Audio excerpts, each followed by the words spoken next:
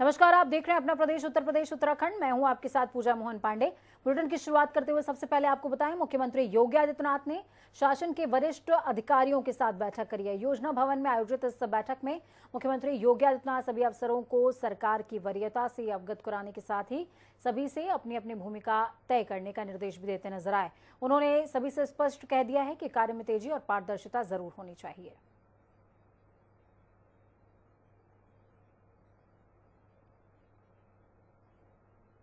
आपको बता दें, इस दौरान तमाम अधिकारियों को अगले 1 साल 6 महीने और 3 महीने की जो वर्क रिपोर्ट है वो भी तैयार करने को कहा है। उत्तर प्रदेश में एक बार फिर से प्रचंड बहुमत के साथ इकाना स्टेडियम में कप्तान के तौर पर योगी आदित्यनाथ ने सीएम पद की शपथ ली। लेकिन बीजेपी की निगाहें यूपी की क्रीज पर खेलने के बाद 2024 के सियासी मैदान पर टिकी हुई हैं। शायद यही वजह है कि योगी 2.0 मंत्रिमंडल में जातीय और क्षेत्रीय समीकरणों को साधते हुए इकाना स्टेडियम में नई कैबिनेट की फील्डिंग तय की है। देखिए खास रिपोर्ट।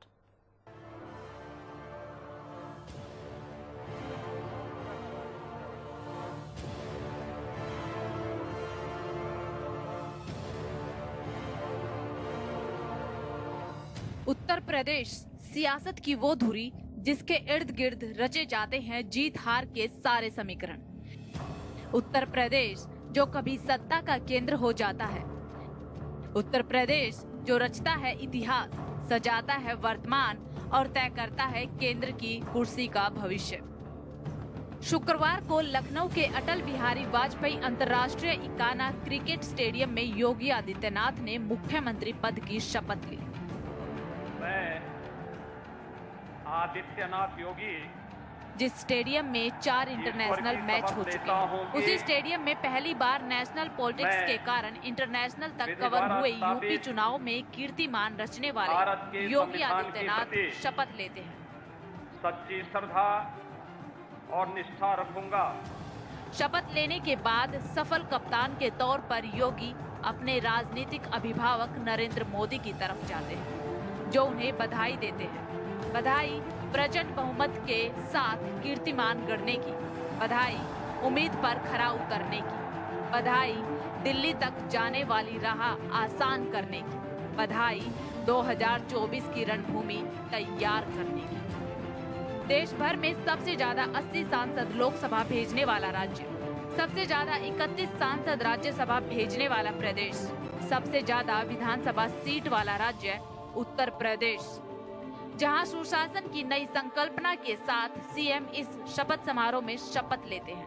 मंच पर प्रधानमंत्री नरेंद्र मोदी, गृह मंत्री अमित शाह, रक्षा मंत्री राजनाथ सिंह, बीजेपी राष्ट्रीय अध्यक्ष जेपी नड्डा और बीजेपी शासित राज्यों के मुख्यमंत्रियों की मौजूदगी ही 2024 के सियासी बिसात की गवाह है। क्योंकि भारतीय जनता पार्टी ने यूपी फतह करने के बाद अब अपनी निगाहें लक्ष्य 2024 पर गड़ा दी है। शायद इसीलिए योगी कैबिनेट में शामिल होने वाले चेहरे के चयन में 2024 को जहन में रखा गया है। यूपी में एक बार फिर 2 डिप्टी सीएम बनाए गए। मुख्यमंत्री योगी आदित्यनाथ के बाद केशव प्रसाद मौर्य और ब्रजेश पाठक ने डिप्टी सीएम पद की शपथ ली। इसके बाद कतारबद्ध होकर एक के बाद एक कई चेहरों ने मंत्री पद की शपथ ली, जिसमें कुछ नए चेहरे दिखे तो कुछ पुराने। विधायक आते गए, मंत्री पद की शपथ लेते गए। योगी 2.0 मंत्रिमंडल में एक बार फिर 2 डिप्टी सीएम बनाए गए। 16 कैबिनेट है, 14 स्वतंत्र प्रभार और 20 राज्य मंत्री को कैबिनेट में जगह दी गई है। योगी मंत्रिमंडल 2024 को साधते हुए बनाया गया है। शायद इसीलिए एक बार फिर केशव प्रसाद मौर्य को चुनाव हारने के बावजूद डिप्टी सीएम बनाया गया है और दिनेश शर्मा की जगह ब्रजेश पाठक को वरीयता दी गई है। वहीं मंत्री बनने वाले चेहरों में 39 विधायक विधानसभा चुनाव जीतने वाले शामिल हैं। 8 एमएलसी चेहरों को जगह दी गई है, जबकि 6 ऐसे चेहरे हैं जो किसी भी सदन के सदस्य नहीं है। योगी के मंत्रिमंडल में जातीय समीकरण को भी साधा गया है, क्योंकि कई चेहरों की विदाई कर सरकार में नए चेहरों को मौका मिला है। योगी 2.0 कैबिनेट में स्वर्ण 22, ओबीसी 20 और 8 एससी चेहरों को शामिल किया गया है। साथ ही मुस्लिम एक, सिख एक और अनुसूचित जनजाति के भी एक विधायक को मंत्री बनाया गया है। इसमें कोई दो राय नहीं है कि दिल्ली के दिल में बसने वाली केंद्र की कुर्सी का रास्ता यूपी से जाता है। ऐसे में उत्तर प्रदेश के मंत्रिमंडल में शामिल किए जाने वाले चेहरों के इस चयन में 2024 के चुनाव को जहन में रखना लाजमी भी है। जनता टीवी के लिए डेस्क से विशाल त्रिपाठी की रिपोर्ट। मैं आदित्यनाथ योगी ईश्वर की शपथ लेता हूं कि मैं विधि द्वारा स्थापित भारत के संविधान के प्रति सच्ची श्रद्धा और निष्ठा रखूंगा। उत्तर प्रदेश के जालौन में एक बड़ा हादसा होते होते टल गया, जहां डिप्टी सीएम केशव प्रसाद मौर्य के बेटे योगेश कुमार मौर्य का एक्सीडेंट हो गया था। कालपी कोतवाली क्षेत्र के आलमपुर बाईपास के पास से योगेश मौर्य के बेटे की फॉर्च्यूनर और ट्रैक्टर में जोरदार टक्कर हो गई थी। डिप्टी सीएम के बेटे हादसे में बाल बाल बच गए। वहीं सूचना मिलते ही कालपी कोतवाली पुलिस मौके पर पहुंच गई। आपको बता दें कि डिप्टी सीएम केशव प्रसाद मौर्य के बेटे योगेश मौर्य मां पीतांबरा देवी के दर्शन करने के लिए जा रहे थे। इसी दौरान आलमपुर बाईपास के करीब उनकी कार एक ट्रैक्टर से भिड़ गई थी। देखिए, ये कालपी के पास में एक एक्सीडेंट हुआ है और जैसा कि आप सभी जानते हैं कि और आपने देखा भी है, कोई मेजर इंजरी नहीं है, कोई ये बात नहीं। गाड़ी हल्की पीछे से डैमेज हो गई है, बाकी स्वास्थ्य अच्छा है और कोई भी इंजरी नहीं है और सेफली जो यहाँ पे सर्किट हाउस में रेस्ट करने की बात से आपने देखा ही है। यहाँ पे सभी लोग जो उपस्थित हैं वो हैं और बाकी इनके साथ परिवार वाले जो लोग हैं। कहाँ जा रहे थे सर? कहाँ? देखिए, ये चूँकि प्राइवेट डिटेल्स होती हैं, ये ज़्यादा शेयर करनी उचित नहीं है, सो इतने भी आपको नहीं बता सकते हैं। बट इतना कहना है कि सभी लोग सेफ हैं, कोई इंजरी नहीं है, गाड़ी हल्की डैमेज है, गाड़ी को भी साइड करा दिया गया है और आगे की। आज पीतांबरा माता दतिया शक्तिपीठ में जा रहे थे माई के दर्शन करने। गाड़ी आ रही थी 90-80-100 चल रही थी, अचानक ट्रैक्टर आया बीच से डिवाइडर से और हम लोग काफ़ी उसमें 5-6 लोग थे गाड़ी के अंदर। मैं आगे की तरफ बैठा हुआ था और काफ़ी कंट्रोल हमने किया गाड़ी और तब तक ट्रैक्टर जो है वो भगवान माता रानी की कृपा से, प्रभु की कृपा से कुछ कैजुअलिटी नहीं हुई किसी को। हाँ, प्रशासन आ गया, लोकल प्रशासन, फिर उर्मिला हॉस्पिटल में ले गए, एक्सरे कराए थे। हल्का बहुत खिंचाव आया है बस थोड़ा बहुत, तो हल्की सी उंगली में हुआ है और बाकी सब ठीक है, प्रभु माता रानी की कृपा से सब अच्छा हुआ। जालौन के उरई की रहने वाली प्रज्ञा माहेश्वरी ने 13 साल की उम्र में ही इंडिया बुक ऑफ रिकॉर्ड में नाम दर्ज करते हुए कीर्तिमान स्थापित कर दिया। दरअसल 8वीं क्लास की छात्रा प्रज्ञा माहेश्वरी क्यूब से किसी की भी तस्वीर तैयार कर सकती हैं और ये तस्वीर वो हूबहू बनाती हैं। उन्होंने अब तक बॉलीवुड अभिनेता अमिताभ बच्चन से लेकर सूबे के मुख्यमंत्री योगी आदित्यनाथ तक की तस्वीर बनाई है, जिसकी हर कोई प्रशंसा कर रहा है। प्रज्ञा ने 2 से 3 घंटे में योगी आदित्यनाथ की तस्वीर बनाई। आपको बता दें कि हाल ही में छात्रा आंखों पर पट्टी बांधकर क्यूब को सेट करने की प्रैक्टिस कर रही हैं और इसके लिए उनकी ऑनलाइन क्लासेस भी चल रही हैं। फोटो बनाने में मुझे 2 से 3 घंटे लगे हैं और इसमें 494 रूबिक्स क्यूब का इस्तेमाल हुआ है। सबसे पहले मैंने कृष्ण भगवान जी की बनाई थी, उसके बाद अपने घर में बहुत लोगों की बनाई है और मैंने अमिताभ बच्चन जी की भी बनाई थी और 2-3 यूट्यूबर्स की भी बनाई थी। इसकी शुरुआत पहले मैंने एक क्यूब सीखा, उसके बाद फिर इससे फ़ोटो बनानी शुरू करी। मुझे 1 साल हो गया है जी। मुझे इंडिया बुक ऑफ रिकॉर्ड्स भी मिला है। देखिए, लगभग 1 साल पहले इसके टीचर है श्रुति महेश्वरी जी, उन्होंने इसको एक क्यूब गिफ्ट में दिया था और तब से उसने जर्नी अपनी स्टार्ट की है। एक के बाद 2 क्यूब, 4 क्यूब, 10 क्यूब, 20 क्यूब, अब लगभग 600 क्यूब हैं उसके पास में, और जिससे इसका पैशन बन चुका है। क्यूब्स में नित नए रिकॉर्ड्स बनाती है। इसको इंडिया बुक ऑफ रिकॉर्ड्स का भी अवार्ड मिला हुआ है और भी कई अवार्ड्स और कॉम्पिटिशन्स जीते हुए क्यूब। इसको ढूंढने में बहुत ज़्यादा मेहनत पड़ती है। ऑनलाइन मार्केट में ही मिलते हैं, शहर में तो मिलते नहीं है। ऑनलाइन में भी कीमत नो डाउट बहुत ज़्यादा होती है, तो इसमें पैसे का भी बहुत ज़्यादा इन्वेस्टमेंट। उत्तर प्रदेश राज्यपाल आनंदीबेन पटेल ने मनोनीत प्रोटेम स्पीकर वरिष्ठ विधानसभा सदस्य भाजपा के रमापति शास्त्री को प्रोटेम स्पीकर पद की शपथ दिलाई है। राजभवन में रमापति शास्त्री के इस शपथ ग्रहण समारोह के दौरान मुख्यमंत्री योगी आदित्यनाथ मौजूद रहे। रमापति शास्त्री 8वीं बार विधायक होते हुए 18वीं विधानसभा में विधायक निर्वाचित हुए हैं। सदन के सबसे बड़े विधायक होने के कारण राज्यपाल ने उनको प्रोटेम स्पीकर नियुक्त किया है और राजभवन में राज्यपाल आनंदीबेन पटेल ने मुख्यमंत्री योगी आदित्यनाथ की मौजूदगी में रमापति शास्त्री को शपथ दिलाई है। अब रमापति शास्त्री 28 या फिर 29 मार्च को विधान भवन में नवनिर्वाचित विधायकों को पद और गोपनीयता की शपथ दिलाएंगे। रमापति शास्त्री के अलावा राज्यपाल आनंदीबेन पटेल ने वरिष्ठ विधायकों की सूची में भाजपा के सुरेश कुमार खन्ना, जय प्रताप सिंह, फतेह बहादुर सिंह और रामपाल वर्मा के साथ ही समाजवादी पार्टी के माता प्रसाद पांडे को भी प्रोटेम स्पीकर पद की शपथ दिलाई है। वहीं उत्तर प्रदेश विधानसभा चुनाव में भले ही समाजवादी पार्टी को जीत न मिली हो, लेकिन इस चुनाव में सपा के विधायकों की तादाद में इजाफा हुआ। आज लखनऊ स्थित सपा दफ्तर में नवनिर्वाचित विधायकों की बैठक हुई, लेकिन बैठक में एक व्यक्ति नदारद रहा और उसके नदारद होने से चर्चाएं गर्म हो गई, सियासत भड़क गई। शिवपाल यादव इसमें शामिल नहीं हुए। ऐसे में जब जनता टीवी ने शिवपाल यादव से खास बातचीत करी तो उन्होंने कहा, मुझे बैठक के बारे में जानकारी ही नहीं है, मुझे बुलाया ही नहीं गया, और जब बुलाया नहीं गया तो जाता क्यों। पार्टी की शपथ ग्रहण के बाद आज समाजवादी पार्टी में विधानमंडल की बैठक चल रही है। शिवपाल यादव हमारे साथ हैं जो समाजवादी पार्टी के विधायक भी हैं। सर, क्या वजह है बैठक चल रही है आज, किसके नाम को लेकर ज्यादा चर्चा है नेता प्रतिपक्ष के तौर पर? समाजवादी पार्टी का मैं विधायक हूँ। सुना है विधानमंडल दल की बैठक चल रही है और 2 दिन से मैं इसलिए रुका था कि विधानमंडल की बैठक है, उसमें रहना होगा, लेकिन हमें विधानमंडल दल के मीटिंग की कोई सूचना नहीं दी गई, जबकि सभी विधायकों को सूचना दी गई है। तो इसलिए मैं विधानमंडल दल की बैठक में नहीं जा रहा। चर्चा थी कि आपको बनाया जाएगा, तो क्या फिर अभी थोड़ा सा विराम लगा है इस मुद्दे पर? इस पर हम कोई बात नहीं करना चाहते। वो तो राष्ट्रीय नेतृत्व जाने समझे और विधानमंडल दल के सदस्य जाने।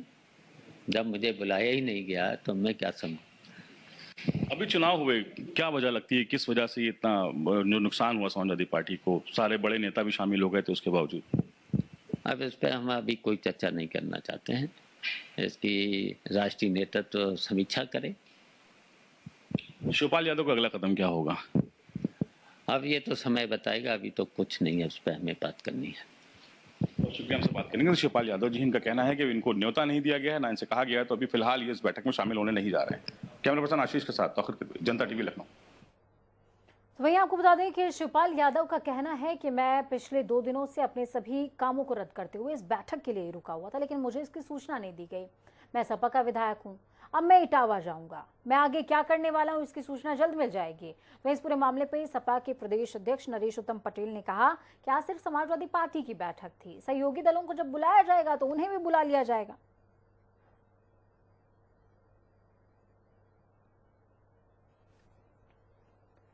खबरों में आगे बढ़ेंगे, बात उत्तराखंड की करेंगे। उत्तराखंड में 5वीं विधानसभा का पहला सत्र 29 मार्च से शुरू हो जाएगा, या यूं कहें कि आहत होगा, लेकिन मुख्य विपक्षी पार्टी कांग्रेस अभी तक नेता प्रतिपक्ष का चयन नहीं कर पाई है। बताया जा रहा है कि विधानमंडल दल की बैठक में इस पर निर्णय लिया जाएगा, लेकिन ये बैठक कब होगी इसकी किसी को जानकारी नहीं।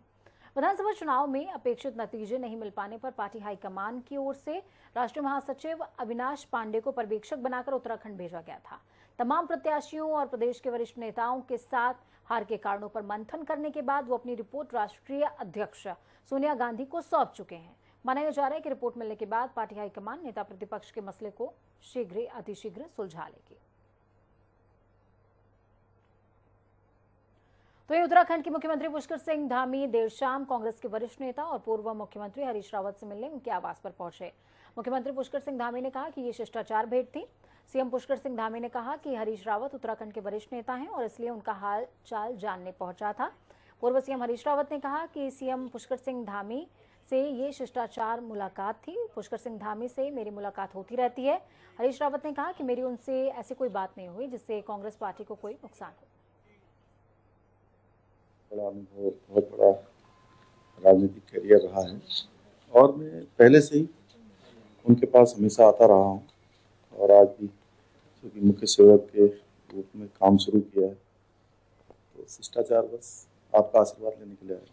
खतरनाक रहती है। पिछली बार आए तो हमसे सरकार ले गए, सरकार नहीं ले ला पाए हम जो है। तो पुष्कर धामी जी जो है बहुत शिष्टाचार का पालन करने वाले व्यक्ति हैं और एक अच्छी परंपरा है कि आप जो है राजनीतिक सौहार्द इससे बनता है, वातावरण में मैसेज जाता है लोगों को कि नहीं, जो हमारे नेतागण है वो केवल राजनीति नहीं करते हैं बल्कि मिल बैठ करके राज्य के लिए, हमारे वेलफेयर के लिए सोचते भी है।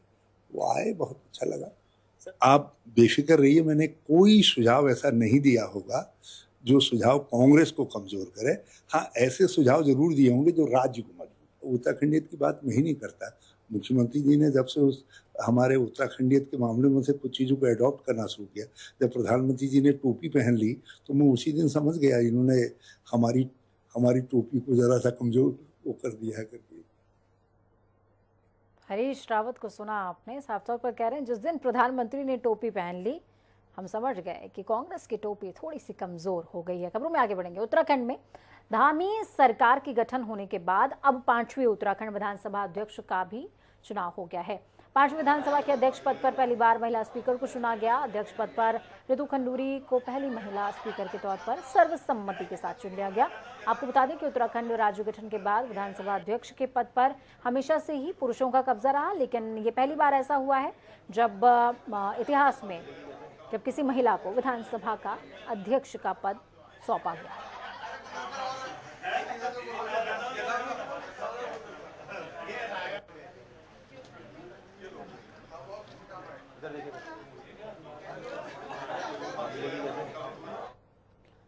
तो इस मौके पर कैबिनेट मंत्री धन सिंह रावत ने कहा कि इस बार ऋतु खंडूरी को अध्यक्ष पद पर चुनकर ये इतिहास रचा गया। उत्तराखंड में पहली बार महिला स्पीकर विधानसभा का नेतृत्व करेंगी। साथ ही पहले भी भाजपा की ओर से सबसे कम उम्र के प्रकाश पंत को विधानसभा अध्यक्ष बनाया गया। साथ ही कैबिनेट मंत्री सौरभ बहुगुणा ने ऋतु खंडूरी को पहली विधानसभा स्पीकर बनने पर बधाई दी है। आपको सुनाएंगे, लेकिन उसके साथ आपको ये भी बता दें कि उत्तराखंड का इतिहास क्या कहता है। उत्तराखंड का जब निर्माण हो रहा था उस दौरान उत्तराखंड के लिए जो आंदोलन चला उसमें यूकेडी के साथ साथ महिलाओं की भी बहुत बड़ी भूमिका थी। तो वाकई में ये उपलब्धि का दिन है कि भाजपा ने किसी महिला को स्पीकर बनाया है। देखिए, सर्वप्रथम अपनी पार्टी भारतीय जनता पार्टी का बहुत धन्यवाद देती हूँ कि भारतीय जनता पार्टी ने आपकी बार इतिहास रचने का काम किया है। जिस प्रकार से पूरे प्रदेश की महिलाओं ने भारतीय जनता पार्टी को आशीर्वाद दिया और एक प्रचंड बहुमत की सरकार बनाने में अपनी अहम भूमिका निभाई, जहां हमारे पास में 47 सीटें आई, तो उसी का आशीर्वाद का प्रतिफल है कि हमारी पार्टी ने महिलाओं को सम्मान देने की दिशा में एक बहुत ही महत्वपूर्ण कदम उठाया और उत्तराखंड की विधानसभा की अध्यक्ष के रूप में श्रीमती ऋतु खंडूरी जी को जो है आज निर्वाचित किया। हम सब लोग प्रस्तावों को समर्थक के रूप में उनका हम लोगों ने सहयोग किया। मैं आज उनको बहुत बधाई देती हूँ। तो वहीं उत्तराखंड कांग्रेस के वरिष्ठ नेता और बाजपुर से कांग्रेस के विधायक यशपाल आर्य आज विधानसभा अध्यक्ष के निर्वाचन के लिए विधानसभा पहुंचे थे, जहां पर उन्होंने मीडिया से मुखातिब हुए ऋतु खंडूरी को पहली महिला अध्यक्ष बनने पर बधाई दी है। मैं कोई राजनीतिक भाषा का इस्तेमाल नहीं कर रहा हूँ। मैं किसी भी मेरी दौड़ में और जो भी निर्णय पार्टी हाईकमान, केंद्रीय नेतृत्व, हमारे वरिष्ठ नेता लेंगे, इस पार्टी को स्वीकार होगा और उस पर स्वागत होगा। तो यशपाल आर्य को सुन रहे थे आप। साफ तौर पर ऋतु खंडूरी को बधाई दी। बधाई देने के बाद नेता प्रतिपक्ष के बयान पर भी बोलते नजर आए कि आला कमान तय करेगा कि आखिरकार नेता प्रतिपक्ष कौन होगा। आपको बता दें, यशपाल आर्य वो चेहरा है जो नेता प्रतिपक्ष की रेस में आगे चल रहे हैं, लेकिन नेता प्रतिपक्ष कौन बनेगा ये देखने वाली बात होगी। वक्त छोटे से ब्रेक का, ब्रेक के उस पार खबरों का सफर लगातार जारी। बने रहिए हमारे साथ। हमारी ये कामना है कि आपका आने वाला कल आज से बहुत बेहतरीन हो। नमस्कार।